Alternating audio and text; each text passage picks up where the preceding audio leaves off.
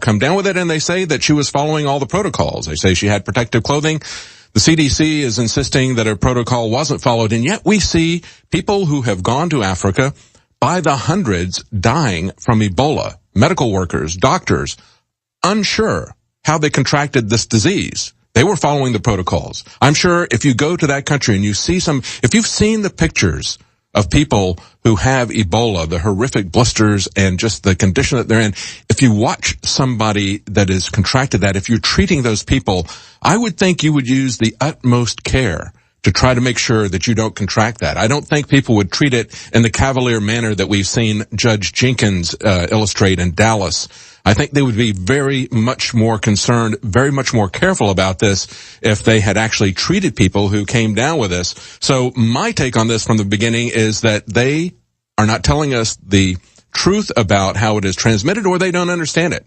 We have seen a lot of doctors come out and say that they believe that the protocol that you can only get it if you come in direct contact with someone who is currently exhibiting symptoms. We've seen a lot of doctors pushing back on that now, saying they don't believe that is true any longer. I think it's time for us to reassess that. I wanted to take some calls from people, especially people who were medical professionals. The next person on the line is William from Tennessee. He says he's a worldwide eye care provider. William, what does that mean?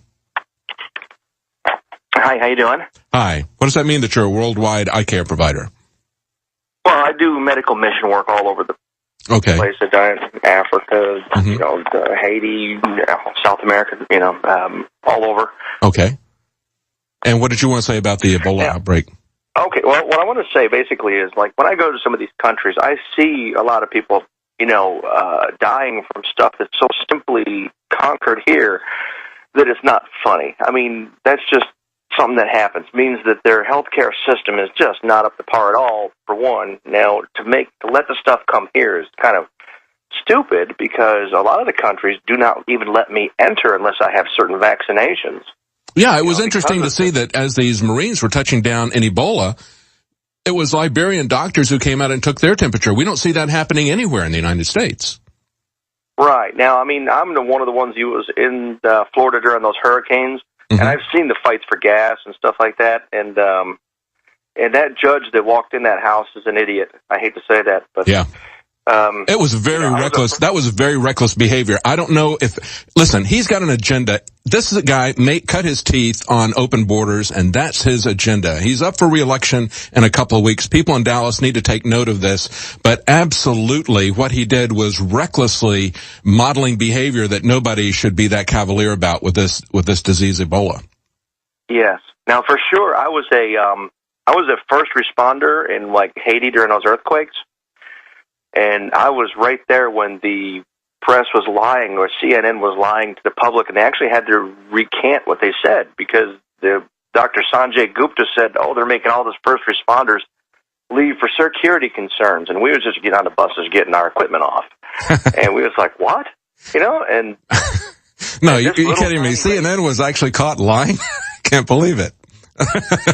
No, we've seen, I don't know if you've seen it at InfoWars. We show it often, that clip where at the outbreak of the first Gulf War, they were actually in the studio and they were putting on gas masks and helmets and pretending that they were under missile attack. I mean, it's a pretty funny clip, but they're running it now for anybody that's watching this. But yeah, we've caught CNN stretching the truth and fabricating the news quite a number of times, so I'm not surprised they did it. It's interesting to hear you give us yet another data point.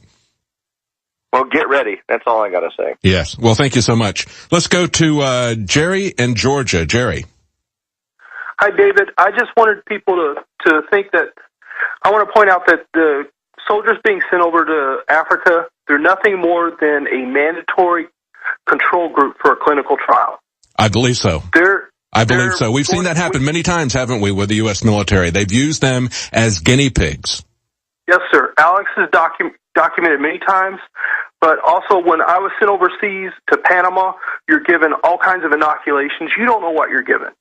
Yeah, absolutely. Well, they just did it. They just did a major exercise where Camp Lejeune, they said, well, we're going to run a drill that it's going to be in case a pandemic breaks out. And they gave 1,200 flu shots, they said, to people. And you see the picture of it, the guy's not wearing gloves that's giving the flu shots. But they gave them 1,200 shots. They said it was a flu vaccine. We don't know what it was, right? And we also don't know when you get a flu vaccine. That's one of the things we talk about here at InfoWars over and over again. What is in the vaccine? What are the preservatives? What are the things that they use to accelerate it? Well, of course, it's things like mercury. It's things like formaldehyde. They're clear about that. They put all kinds of stuff in there. So apart from the whole idea as to whether or not vaccines work, and we're going to have a report, I'm going to talk about some information that we have about this miracle drug, ZMapp, and we're going to take a look at the history of how pharmaceutical companies have been getting into this particular outbreak. It's very interesting, the timing, and it's very interesting, the hypocrisy of how they're selling something that is essentially based on the idea that you're going to give somebody's immune system a boost with antibodies, but instead of doing it with blood serum, they want to do it with an artificial, genetically modified plantibodies. And of course, that's where they're putting all their money. DARPA started it. DARPA helped to fund it. Big Tobacco helped to fund it. The Gates Foundation is getting into it. So we're going to talk about that at 6 after. But I want to take your calls in this segment and in the next segment. Thank you, Jerry. Let's go to Alan in Florida. Alan. Hi, David. Hi. 2 points. Remember when they brought in the infected doctor and the nurse who was with Samaritan's Purse? Yes. And they brought them to Emory University. The contractor on that was Phoenix Air out of Cartersville, Georgia, which is an interesting airline. If you look up, they have a State Department contract to be transporting the Ebola patients. And they've also done a lot of work in the intelligence community. Yeah. The second thing I want to mention was there was rumors, I'm going to say these are rumors because I have no evidence, on the internet back in August that there was something going on in Kenema, Sierra Leone. The rumor was that there was some sort of laboratory at a hospital and that they may have been involved in this Ebola outbreak, and that someone named Glenn Thomas with the World Health Organization was going to try to blow the whistle on a cover-up there, and then he was killed in the MH17 crash. Have you heard any of this? This has been debunked supposedly by PolitiFact, but is there anything to be looked at there? Well, I'm not sure. I mean, there was a report that was picked up. We picked it up by John Rappaport. It was also picked up in one of those countries talking about how they had shut down a medical research lab there that was working on Ebola that they were concerned about. So I'm not prepared to talk about that at the moment, and people can do their own research on that. Okay. Well, thank you. Yeah. In terms of talking about contractors, though, as well, people have pointed out that if they wanted to build these facilities, they have contractors that they could send over. They don't need to send over thousands of troops. I really do believe that they are being used as guinea pigs, that they're being used to expose them and then, of course, bring that back. But don't worry. They've got your back. We've got Obamacare. We've got the VA. They've been there for us every time we need them, right? We're hearing that from Lori Garrett, who is a writer. She works for the Council on Foreign Relations, and, she came out last week and said, hey, Obamacare is the way that we're going to keep track of this. That's key to controlling the Ebola outbreak is going to be Obamacare. I would say if that's true, it's game over, man. We're done. Let's go to Ginger in Florida. Ginger. Hello, Ginger. Are you there? I think we lost Ginger. Let's go to Shauna in Kentucky. Shauna. Hey, how's it going? Doing good. How are you? What did you want to talk about? Good. So, my background's psychology, so I wanted to give you a little bit of a background on these killers, because that's what they are. And, it really goes back to 1776. I called and spoke to Alex about this little baby code, and I just want to let people know, because they might not understand this. But the year 1776, we have 2 sevens in the middle, the 6 on the end, the 1 on the end, that's another 7, that's 3 sevens. And the way the code works is back then, they wrote these 7s like they had a little end on them at the bottom. When you flip it, they look like 2s. And I noticed because I've watched this code, the 6 is flipped over into 9, 7's into 2s, and then that 1. And that 9, the 2 and the 2, that's 9, 10, 11, 12, 13, 14, that's 2 more 7s. That is 7 represents the good people, like you, me, and Alex, the people that love life. And what these killers have done is they've used a code that we used to get away from Great Britain, to get out of slavery. And they use 666. All right, that's it. We're out of time for this segment. Thanks, Ginger. Interesting ideas. We're going to be back. Stay with us. We're going to talk at 6 after about the money trail. We're going to follow the money. Stay with us.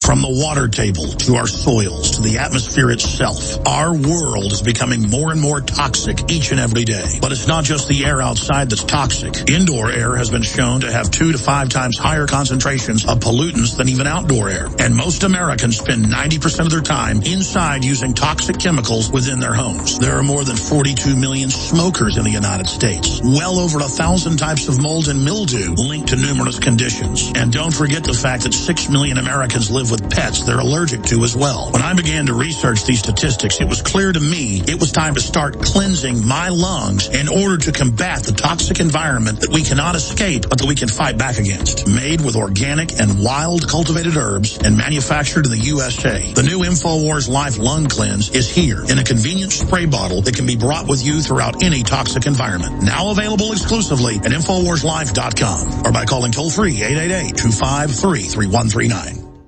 I began to get into iodine a few years ago because it was helping me and my family so much get healthy and detoxify. Most people know that iodine deficiency has been a crisis around the world. Iodine is key to so many of the body's functions, especially the thyroid. I discovered a product being developed by Dr. Group. You now know it as Survival Shield True Nascent Iodine that your body can really absorb. Then, about a year ago, he said, listen, if you think this is powerful, I'm going to come out with rare earth, deep earth crystals. And the results that I personally have had have been life-changing. Nobody else has got iodine based on these pure crystals, ladies and gentlemen. This is innovating, and the best part is it helps fund Infowars.com, the radio show, the TV show, the whole media operation promoting true libertarian ideas. For a limited time, experience the ancient power of Survival Shield X2. Take advantage of this unprecedented 30% off Super Detox Special at InfoWarsLife.com. Coast to coast, direct from Austin. You're listening to the Alex Jones Broadcasting Network.